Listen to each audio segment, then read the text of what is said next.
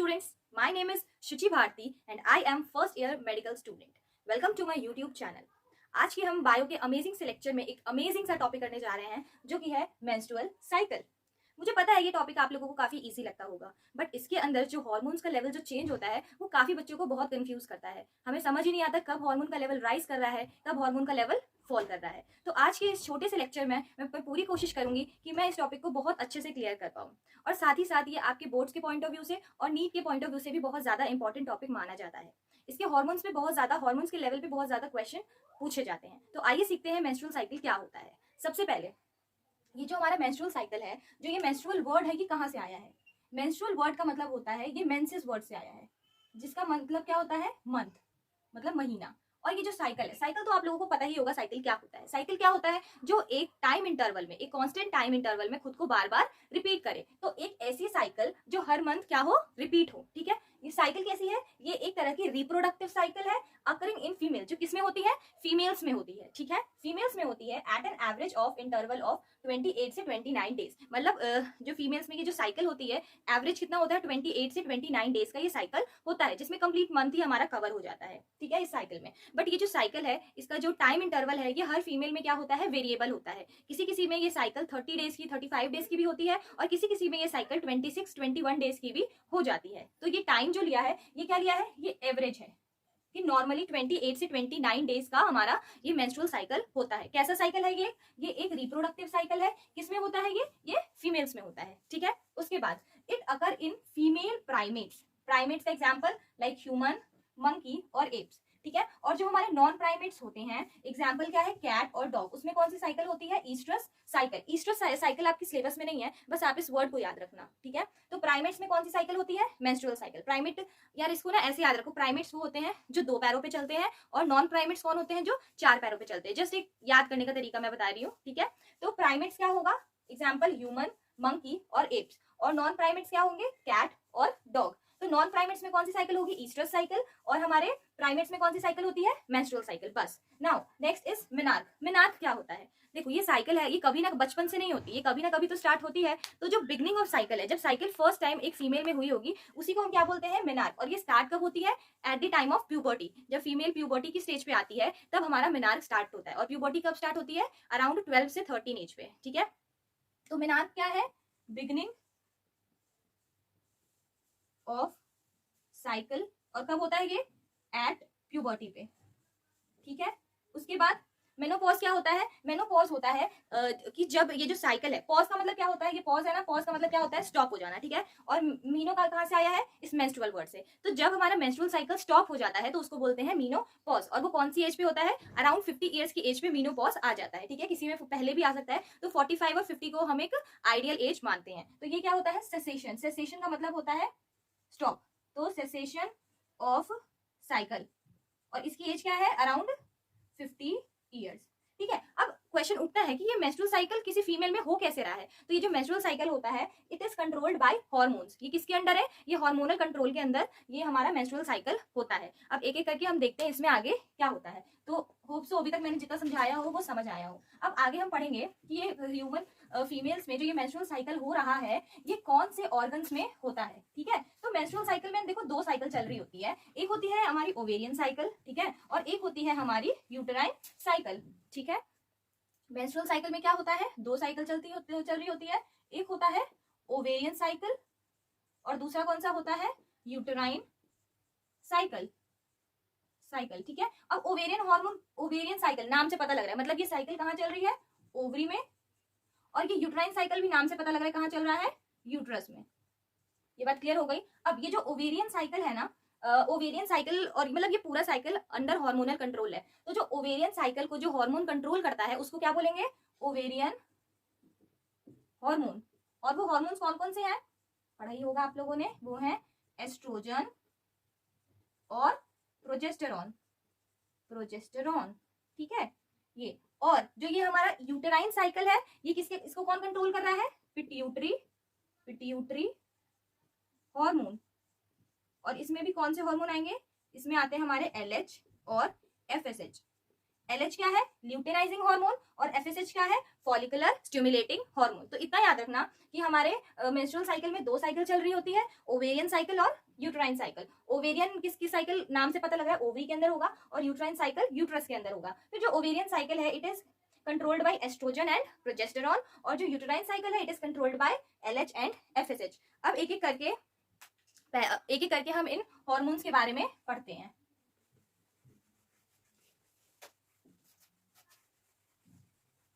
ठीक है, अब देखो सबसे पहले हम पिट्यूटरी हार्मोन के बारे में पढ़ते हैं। ठीक है, पिट्यूटरी हार्मोन बन कैसे रहा है, देखो हमारा हाइपोथैलेमस होता है। ठीक है, जो हाइपोथैलेमस है वो स्टिमुलेट किसको करेगा, एंटीरियर पिट्यूटरी को, और ये जो एंटीरियर पिट्यूटरी है ये रिलीज करेंगे हमारे 2 हार्मोन, LH और FSH। LH क्या है, ल्यूटेनाइजिंग हार्मोन, और FSH क्या है, फॉलिकुलर स्टिमुलेटिंग हार्मोन। जो LH है ये ओवरी पे एक्ट करके कराता है, इंड्यूस क्या कराता है, ओव्यूलेशन। मैं इतना एक्सपेक्ट कर रही हूँ कि आप लोग ये देखने से पहले oogenesis पढ़ के आए हो, तभी आपको ये समझ आएगा। ठीक है, उसके बाद FSH भी क्या करेगा, ओवरी पे एक्ट करेगा, और ये कराता है डेवलपमेंट ऑफ फॉलिकल्स। ये बात क्लियर हो गई। ठीक है, हाइपोथैलेमस ये स्टिमुलेट करेगा एंटीरियर पिट्यूटरी को, एंटीरियर पिट्यूटरी 2 हार्मोन देगा, LH और FSH रिलीज करेगा। LH क्या करेगा, ओवरी पे एक्ट करके क्या कराएगा, ओव्यूलेशन कराएगा, और FSH क्या करेगा, फॉलिकल का डेवलपमेंट कराएगा। आप लोगों ने ये वाला तो स्ट्रक्चर देखा होगा ना, ये हमने oogenesis में पढ़ा था। ये क्या है, इसको मान लो ये हमारी ओवरी है, तो सबसे पहले क्या होता है, प्राइमरी फॉलिकल होता है। प्राइमरी फॉलिकल से क्या बनेगा, सेकेंडरी फॉलिकल बनेगा। सेकेंडरी से क्या बनता है, उसमें एंट्रम आके क्या बनता है, टर्शरी फॉलिकल बनता है। उसके बाद क्या बनता है, मेच्योर ग्राफियन फॉलिकल बनेगा। क्या बनेगा, इसमें ग्राफियन फॉलिकल बनेगा, और फिर यहाँ से ओव्यूलेशन होके क्या हो जाता है, हमारा एक मेच्योर एग, सेकेंडरी उस साइड बाहर निकल जाता है। फिर जो रिमेनिंग ग्राफियन फॉलिकल है वो क्या बनाता है, कॉर्पस ल्यूटियम। क्या बनाएगा, रिमेनिंग ग्राफियन फॉलिकल क्या बनाता है, ये बनाता है कॉर्पस ल्यूटियम। ठीक है, और ये कॉर्पस ल्यूटियम आगे जाके क्या हो जाता है, डीजेनरेट हो जाता है। तो ये हमारा oogenesis में हमें पढ़ाया गया था, ये जस्ट मैंने हल्का सा रिकैप दिया है। होप सो आप लोगों को ये oogenesis वाला कॉन्सेप्ट आता होगा। ठीक है, तो ये हमने सीख लिया। तो ये जो फॉलिकल्स का डेवलपमेंट हो रहा है ना, यहाँ पे जो प्राइमरी से सेकेंडरी फॉलिकल, सेकेंडरी से टर्शरी, फिर टर्शरी से जो हमारे मेच्योर फॉलिकल बना है, इसको कौन स्टिमुलेट कर रहा है, फॉलिकुलर डेवलपमेंट को, FSH। ठीक है, और जब ग्राफियन फॉलिकल से हमारा सेकेंडरी उस साइड बाहर आया है, उस प्रोसेस को क्या बोलते हैं, ओव्यूलेशन, और वो ओव्यूलेशन कौन कराता है, LH। बात समझ आ रही है, LH समझ गए। ये हमारा ग्राफियन फॉलिकल है, इसमें से ये जो एग बाहर आ रहा है, सेकेंडरी साइड जो ओवम हमारा बाहर आ रहा है, इस प्रोसेस को क्या बोलते हैं, ओव्यूलेशन। ये कौन करा रहा है, LH। और FSH का काम क्या है, development of follicle, primary follicle से सेकेंडरी, सेकेंडरी से टर्शरी, टर्शरी से मेच्योर ग्राफियन फॉलिकल। ठीक है, अब नेक्स्ट हमारा कौन सा हार्मोन है, नेक्स्ट है हमारा ओवेरियन हार्मोन। नेक्स्ट है हमारा ओवेरियन हार्मोन। ओवेरियन हार्मोन क्या होगा, जो कि ओवरी सिक्रीट करेगा। ठीक है, ओवेरियन हार्मोन्स। अब ये कौन कौन से होते हैं हमारे, ये होता है हमारा, एक तो एस्ट्रोजन होगा, एस्ट्रोजन, और दूसरा होगा हमारा प्रोजेस्टेरॉन। एस्ट्रोजन को हम क्या बोलते हैं, इसको हम फीमेल हार्मोन बोलते हैं, क्योंकि फीमेल में जितनी भी चेंजेस, सेकेंडरी सेक्सुअल कैरेक्टर्स जो भी होती है, जैसे वॉइस का चेंज होना, और जो भी हेयर्स आना बॉडी पे, और मतलब जो भी सेकेंडरी सेक्सुअल कैरेक्टर है उसको यही मेंटेन करता है। ठीक है, यही इंड्यूस करता है सेकेंडरी सेक्सुअल कैरेक्टर को। ठीक है, और जो प्रोजेस्टेरॉन होता है इसको हम बोलते हैं मदर हार्मोन, मदर हार्मोन बोल लो, या फिर इसको हम प्रेगनेंसी हार्मोन बोलते हैं। नाम से ही पता लग रहा है ये हार्मोन कब रिलीज होगा, जब फीमेल प्रेग्नेंट होने वाली होंगी। ठीक है, और इसको क्या बोलते हैं, फीमेल हार्मोन।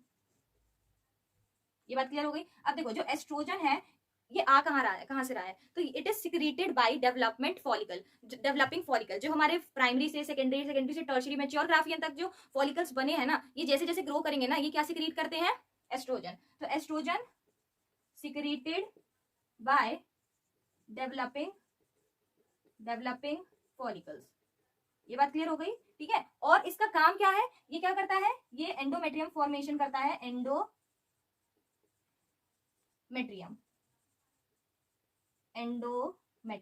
देखो ये मानो, ये देखो ये वाला, जैसे ये हमारा यूट्रस है। अब यूट्रस की 3 लाइनिंग होती है, सबसे आउटर वाली पेरीमेट्रियम, फिर उसके अंदर वाली होती है मायोमेट्रियम, और सबसे लास्ट वाली हमारी होती है एंडोमेट्रियम। तो जब फीमेल पीरियड्स होती है, ये जो मेंस्ट्रुअल फेस उसका होता है, तो ये जो एंडोमेट्रियम की लाइनिंग है ये पूरी डीजेनरेट होती है, पूरी निकल के आ जाती है एज अ ब्लीडिंग फॉर्म में, ब्लड फॉर्म में ये पूरी निकल के आ जाती है। तो जब फॉलिकल्स जब डेवलप होंगे उसके बाद जो एस्ट्रोजन का काम क्या होगा, दोबारा से इस एंडोमेट्रियम लाइनिंग की फॉर्मेशन करना, इसमें दोबारा सेल डिवीजन कराना ताकि दोबारा हमारा एंडोमेट्रियम क्या हो, बन जाए। ठीक है, बात समझ आ गई। तो इसका काम क्या है, formation of lining of endo या फॉर्मेशन ऑफ एंडोमेट्रियम की लाइनिंग। ठीक है, और ये जो एस्ट्रोजन है ना, इसका थोड़ा सा अमाउंट जो है वो कॉर्पस ल्यूटियम भी, जो हमने कॉर्पस ल्यूटियम पढ़ा था ना, रिमेनिंग ग्राफियन फॉलिकल जो कॉर्पस ल्यूटियम था, थोड़ा सा एस्ट्रोजन वो भी सिक्रीट करता है। तो यहाँ पे लिख लेना कि some amount also secreted by corpus luteum.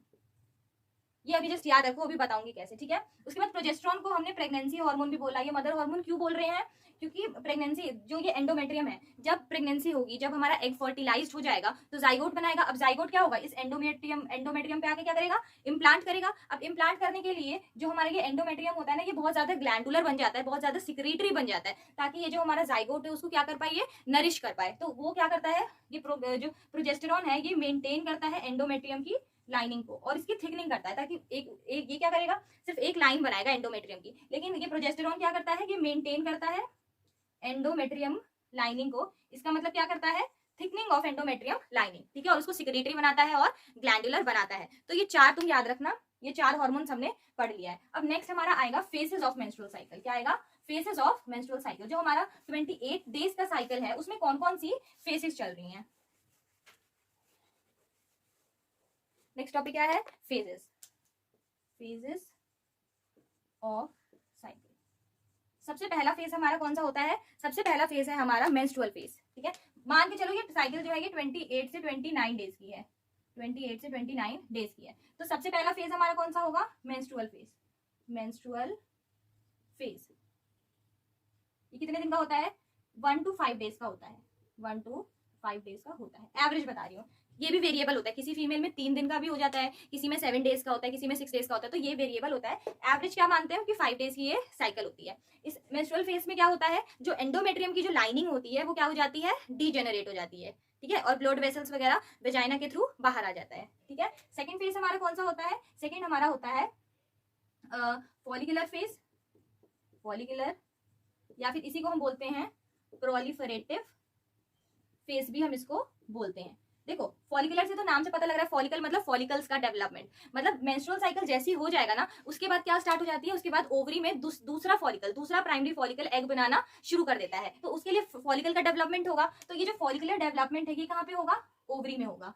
ठीक है, और जब फॉलिकल डेवलपमेंट होगा तो एफएसएच क्या हो जाएगा, एफएसएच इंक्रीज हो जाएगा। ये बात समझ आ गई। ये जो प्रोलिफरेटिव है, प्रोलिफरेटिव का मतलब होता है ग्रोथ, ग्रोथ। ये जो प्रोलिफरेटिव फेज है ना ये चल रहा होगा यूट्रस में, यूट्रस में। तो यूट्रस में कहाँ ग्रोथ हो रही होगी, जो एंडोमेट्रियम की लाइनिंग जो मेंस्ट्रुअल साइकिल के टाइम डीजेनरेट हो गई थी, पूरी निकल के आ गई थी, वो इस प्रोलिफरेटिव फेज में क्या हो जाएगी, दोबारा से जनरेट होना शुरू हो जाएगी। वहां पे दोबारा डिवीजन स्टार्ट हो जाएगा, दोबारा एंडोमेट्रियम का फॉर्मेशन होगा। ठीक है, यूट्रस में भी किसकी, एंडोमेट्रियम लाइनिंग, एंडोमेट्रियम लाइनिंग। और ये कौन सा हार्मोन कराएगा, ये कराएगा एस्ट्रोजन, एस्ट्रोजन। ठीक है, तो देखो फॉलिकुलर फेज और प्रोलिफरेटिव फेज ये दोनों फेजेस साइमल्टेनियसली चल रही है। फॉलिकुलर चल रही होगी ओवरी में और ये जो प्रोलिफरेटिव फेज है ये चल रहा होगा यूट्रस में। ये दोनों फेजेस साथ में चलेंगी और इस टाइम पे एफएसएच का अमाउंट बहुत ज्यादा होगा क्योंकि फॉलिकल्स डेवलप हो रहा है और फॉलिकल्स डेवलप होगा तो उसकी वजह से हमारी बॉडी में क्या बनेगा, एस्ट्रोजन बनेगा। तो इनिशियली जैसे ही मेंस्ट्रुएशन हो जाएगा तो जब दूसरा फेज आ रहा होगा तो उसमें क्या होगा, एफएसएच और एस्ट्रोजन का अमाउंट बहुत ज्यादा हाई होगा। ठीक है, अब हमारा थर्ड फेज कौन सा है, फॉलिकुलर फेज के बाद मेंस्ट्रुअल साइकिल हो गया, फॉलिकुलर फेज के बाद आता है हमारा ovulatory, ovulatory phase. Ovulatory phase कौन सी हो, देखो जो ये फॉलिकुलर फेज है ना ये कब से कब तक चली है, ये चलेगी हमारी 5 से लेके 14th डे तक। ठीक है, उसके बाद जो हमारा 14th डे होगा उस पे क्या हो जाएगा, ओव्यूलेशन हो जाएगा, ओव्यूलेशन। और ये ओव्यूलेशन कौन कराता है, ये कराता है एलएच। कौन कराएगा, एलएच हार्मोन। ये जो हमारा एस्ट्रोजन है ना, जब एस्ट्रोजन हमारा इंक्रीज हो रहा होगा बॉडी में, जब ये फॉर्म कर रहा होगा तो ये क्या करेगा, ये हाइपोथैलेमस को जाके, जो हमारा हाइपोथैलेमस है उसको एक पॉजिटिव फीडबैक देता है, मतलब उसको जाके बोलता है कि हमें एलएच की जरूरत है, हमको ओव्यूलेशन कराना है तो प्लीज हमको एलएच दो। तो हाइपोथैलेमस क्या सिक्रीट करेगा, हाइपोथैलेमस जाके एंटीरियर पिट्यूटरी को बोलेगा और एंटीरियर पिट्यूटरी रिलीज करेगा एलएच और जाके तब क्या हो जाएगा, ओव्यूलेशन होगा। तो वो कब होगा, 14th डे पे, मिड ऑफ द साइकिल पे होगा हमारा ओव्यूलेशन। ठीक है, ओव्यूलेशन के लिए हमें एलएच चाहिए होगा। तो मिड ऑफ द साइकिल में क्या होगा, ओव्यूलेशन अचानक से बहुत ज्यादा इंक्रीज कर जाता है। जो हमारा लास्ट फेज है वो कौन सा फेज है, ओव्यूलेटरी फेज हो गया, ल्यूटियल फेज कहते हैं इसको, ल्यूटियल फेज। ल्यूटियल फेज नाम से पता लग रहा है इस टाइम क्या होगा, कॉर्पस ल्यूटियम का फॉर्मेशन होगा। यहाँ पे क्या होगा, फॉर्मेशन ऑफ कॉर्पस ल्यूटियम। और मैंने बताया था कि जैसे ही हमारे और ये वाला ल्यूटियल फेज हो कहाँ पे रहा है, ये होगा ओवरी में। अब ओवरी में जैसे ही हमारा कॉर्पस ल्यूटियम फॉर्म होगा तो कॉर्पस ल्यूटियम क्या सिक्रीट करता है, large amount of progesterone. Progesterone secrete करेगा, बहुत सारा प्रोजेस्टेरॉन होगा, और थोड़ा सा एस्ट्रोजन भी वो सिक्रीट, हल्का सा एस्ट्रोजन, लेकिन प्रोजेस्टेरॉन हमारा लार्ज अमाउंट में वो सिक्रीट करेगा। तो ये हमारे 4 मेंस्ट्रुअल साइकिल के फेजेस थे। मेंस्ट्रुअल फेज, ठीक है, फॉलिकुलर या proliferative phase, ovulatory phase. Ovulatory phase भी कहाँ होगा, ये हमारा ओवरी में होगा, क्योंकि ओव्यूलेशन कहाँ पे हो रहा है, ओवरी में हो रहा है, तो ये भी हमारा ओवरी में होगा। उसके बाद 14 से लेके जो 28 डेज होता है, 14 से लेके जो 28 डेज होते हैं, 28 डेज, ये इन सब में ल्यूटियल फेज होगा। और ये जो ल्यूटियल फेज होता है ना, ये हर फीमेल में फिक्स्ड होता है, इतने दिन का ही होता है ये, 14 से लेके 28। लास्ट के जो 14 डेज होते हैं ना साइकिल के, वो फिक्स्ड होते हैं। बाकी ओव्यूलेशन हो गया, फॉलिकुलर हो गया, और ये मेंस्ट्रुअल क्या होते हैं, ये वेरिएबल होता है, ठीक है। इतना इसीलिए कभी कभी साइकिल 30 डेज की होती है, किसी किसी की 35 की होती है, क्योंकि ये वाली टाइमिंग्स वेरिएबल होती है उन फीमेल्स में, ठीक है। जो ये ल्यूटियल फेज होता है, ये सब में फिक्स्ड होता है। अभी तक समझ आया?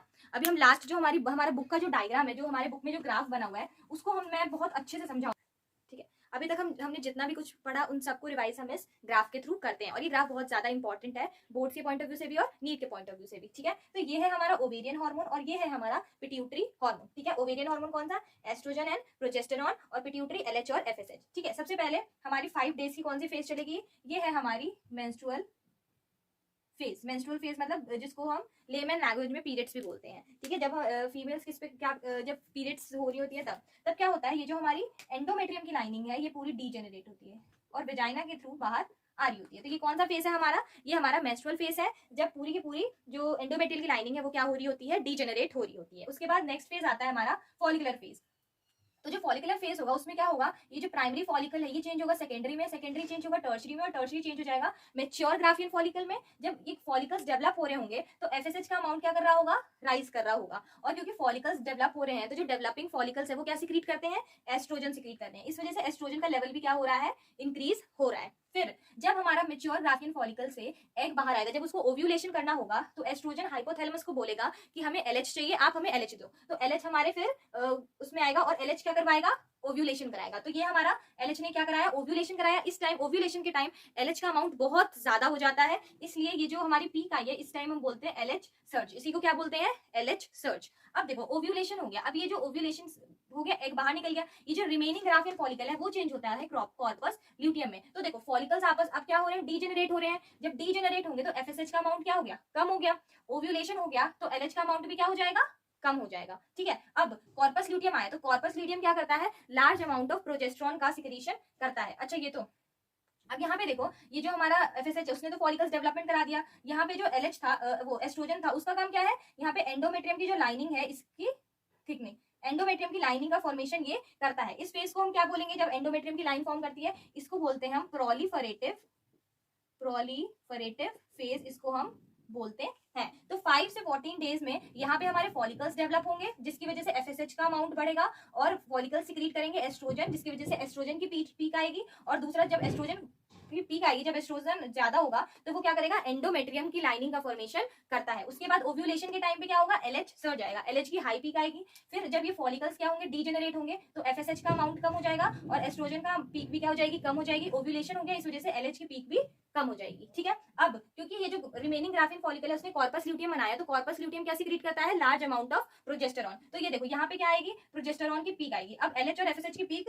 बिल्कुल लो हो गई है। अब हमारे इसमें एलएच और एफएसएच का कोई काम नहीं है अभी, यहाँ पे प्रोजेस्टेरॉन की पीक आएगी। और क्योंकि थोड़ा सा ये एस्ट्रोजन भी सिक्रीट करता है, इसलिए यहाँ पे एस्ट्रोजन की दूसरी पीक आएगी, ठीक है। अभी जो प्रोजेस्टेरॉन है कि क्या काम करेगा, ये जो एंडोमेट्रियम है उसकी लाइनिंग को और ज्यादा थिक करेगा और उसको और ज्यादा क्या करेगा, ग्लैंडुलर बनाएगा। ग्लैंडुलर क्यों बनाता है, ताकि यहाँ पे क्या हो, इम्प्लांटेशन हो। तो ये जो हमारा एंडोमेट्रियम हो रहा है ये अब सिक्रीटरी हो रहा है, इसलिए जो ये कॉर्पस ल्यूटियम जो ओव्यूलेशन में फॉर्मेशन हुआ उसको ल्यूटियल फेज बोलेंगे। और क्योंकि और जो हमारा यूट्रस है वहां पे एंडोमेट्रियम कैसा हो रहा है, सिक्रीटरी हो रहा है, तो इस वाले फेज को क्या बोल देंगे हम, सिक्रीटरी फेज बोलेंगे।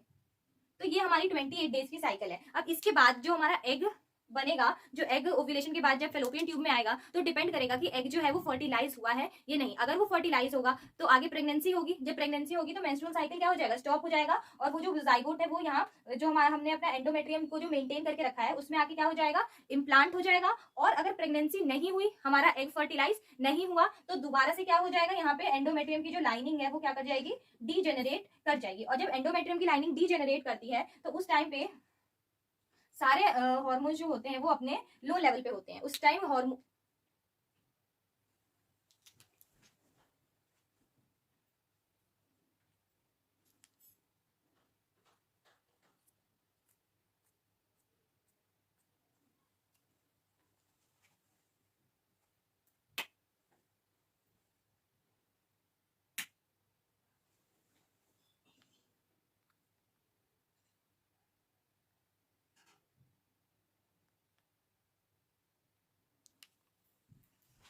तो इस टाइम पे जो सारे हॉर्मोन्स होते हैं वो कैसे होते हैं, वो लो लेवल पे होते हैं। ठीक है, अब हमारी नेक्स्ट साइकिल स्टार्ट हो जाएगी। यहाँ पे दोबारा से नेक्स्ट फॉलिकल क्या करेगा, और फॉलिकल डेवलपमेंट को स्टार्ट करेगा, और दोबारा से एफएसएच बनेगा, एस्ट्रोजन बनेगा, फिर इस तरीके से दोबारा से साइकिल हमारी स्टार्ट हो जाएगी। तो होप सो मैं ये कॉन्सेप्ट आपको समझा पाई, आपको समझ आया हो। और भी ऐसे कॉन्सेप्ट के लिए आप मुझे कमेंट सेक्शन में बता सकते हैं आपको नेक्स्ट कौन सा कॉन्सेप्ट पढ़ना है। और अगर आपको मेरी वीडियो अच्छी लगी हो तो please like my channel and subscribe my channel. Thank you so much.